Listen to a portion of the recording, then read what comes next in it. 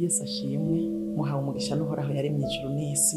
Nagomba dusangire iri jambo riri mu gitabo kigira kabiri c'abami mu gice ca 4 umurongo wa 42 gushika ku murongo wa 44. Maze haza umuntu avuye ibayarisharisha agemuriye uwo muntu w'Imana udutsima 200 twa seyiri zeze ubwa mbere n'isaho yuzuye imishishi igiheza kugenywa.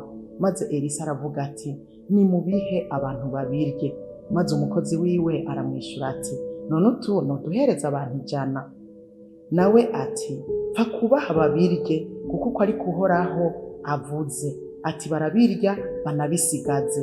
Nuko abitereka imbere yabo, barabirya barabisigaza nk'uko ijambo ry'uhoraho ryavuze. Nagomba dusangire ijambo rivuga ngo icyo Imana ivuze iragiherekeza ikagishitsa. Umukozi w'Imana Elisa yari kumwe n'abandi bakozi b'Imana bamukikuje bashika 100. Hanyuma haza umuntu amugemuriye udutsima 200 twari udutsima tw'umushuzo. Elisa aravuga ati, sinobirya jenyene, akenera gusangira n'abamukikuje. Kandi uko niko bikwiye kumera, birakwiye ko dusangira n'abandi. Abakozi b'Imana iyo tubironse ntituvyigungane, dushobore gusangira n'abandi. Hanyuma arabwira umukozi we ati, bagaburire utu dutsima baturye. Umukozi wiwe arakanguka aramubwira ati, utu dutsima ni 200, none noduha abantu 100 tukabakwira? Elisa aramubwira ngo bahe kuko uko niko uhoraho avuze, ngo barabirya banabisigaze.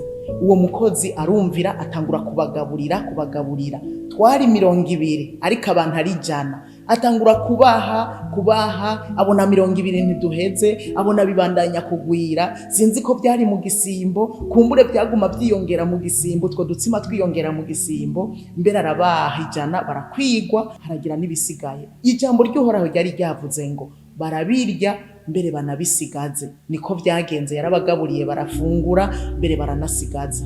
Muntu w'Imana, nagenda kubwira ngo icyo Imana ivuze iragiherekeza mpaka igishikije. Uwavugishwa n'Imana Yesaya muri iki gice cya 55 umurongo wa 10 n'uwa 11 haravuga ngo, nk'uko imvura na sheregi bigwa bivuye mu ijuru ntibisubireyo, ariko bigatosa isi, bigatuma imeza ikera, igaha umubivi imbuto, n'uwurya ikamuha ibyo kurya. Uku niko ijambo ryanje riva mu kanwa kanje rizomera, ntirizogaruka ubusa, ariko rizoshitsa ibyo ngomba, rizosozera icyo naritumye. Burya ivy'Imana ituvuze ko, ivy'Imana itubwiye biba ari ivy'igomba kudushitsako, ko tugerako.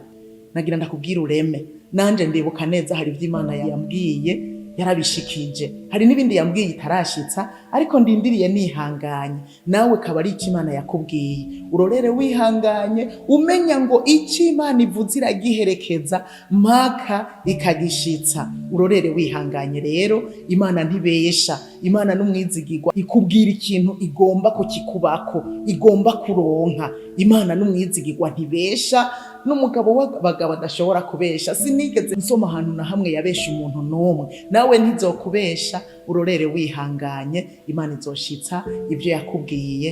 Yesu aguhezagire.